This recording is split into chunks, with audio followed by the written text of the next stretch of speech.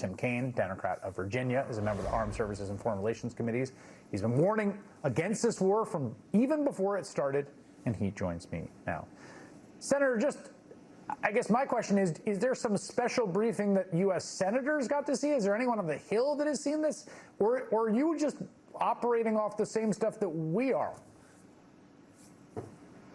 Well, Chris, no, we've not gotten a briefing about it, and I'm not really expecting to, since the Trump administration hardly briefs us on anything. If they would start a war without consulting or briefing with us, why would they share, their secret deal with us? But I do believe we'll see it Friday, and, we will compare it to the comprehensive nuclear deal that we had with Iran a decade ago that involved a forever promise by Iran never to seek or develop a nuclear weapon, that had all kinds of limits on centrifuges and enrichment, that guaranteed inspections. We know what a deal looks like, a deal that was negotiated over the course of many months with allies and even adversaries like China and Russia. And the U.S. negotiator then had a Nobel Prize in Physics, Ernie Moniz. We'll see what Donald Trump's team of his son-in-law and Steve Witkoff have come up with. But I just have grave doubt that it will be anything like the deal that we had that Donald Trump decided to tear up over the objections of his national security team. And his decision to do that has led to this unnecessary war that's cost 14 Americans their lives, that's imposed tens of billions of dollars of costs on American families, and tens and maybe hundreds of billions of dollars of cost to the U.S. Treasury. There have been several observers or sort of folks who write about international relations who basically said this, that they expect the deal will not be particularly favorable to the U.S. because it has reduced leverage, and that reduced leverage came about from the shortcomings of what it could achieve through military power. It thought it could achieve a lot, and it turned out it couldn't, even though it obviously killed the leadership of Iran and destroyed a lot of buildings and destroyed a bunch of targets. This is Paul Musgrave writing, saying, the United States, under whatever management, will confront these consequences while being itself weakened at home and abroad. Its allies will have less confidence in its capabilities. Its public will be less willing to bear the cost of even productive engagement. Its rivals will be likelier to challenge Washington's will. And he says those results will be far more lasting and severe than the U.S. failure in its war in Vietnam. I don't know if that's true, but do you think it's fair to say the U.S. lost this war? Well, it's premature, Chris. I mean, we'll look at it and history will judge, but here's my sense.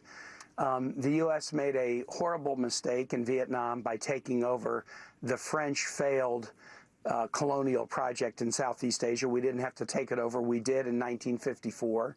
Our troops fought bravely, but they were essentially betrayed by poor civilian decision-making. Then the U.S. got into a war in Iraq based on bogus intelligence. Our troops fought bravely, but they were betrayed by poor civilian decision-making. And in this war, I've said from long before it started, this is what Donald Trump is going to do. And once again, our troops will be asked to risk all, but we should never ask them to risk based on horrible civilian decision-making. Donald Trump's decision to tear up a diplomatic deal that was working paved us a path to war, caused the deaths of American troops who would be alive today, caused the expenditure of tens of billions of dollars that shouldn't have been expended. And once again, this country and our troops have been betrayed by ridiculous civilian decision-making. There's an article today from Semaphore saying that there is a growing bipartisan consensus that they should come to Congress for vote. Republicans and Democrats unite. Trump's Iran nuclear engineers to vote in Congress. Trump said on Tuesday he would send any future agreement to Congress. It's not clear when or how that happens. I imagine you think that's welcome. Do you think that's going to happen? Chris, I authored the bill called the INARA bill, the Iran Nuclear Agreement Review Act, that requires a president to bring any nuclear deal with Iran to Congress. Now, we don't know what's going to be announced on Friday. If what's announced on Friday is just on the non-nuclear side, we'll open the strait, we'll end the blockade, and we'll quit firing at each other, with no meaningful agreement on the nuclear program, there's an argument that the president doesn't have to bring it to Congress. But if the agreement is announced and it deals with the Iran nuclear program in any particular, he would have to bring it.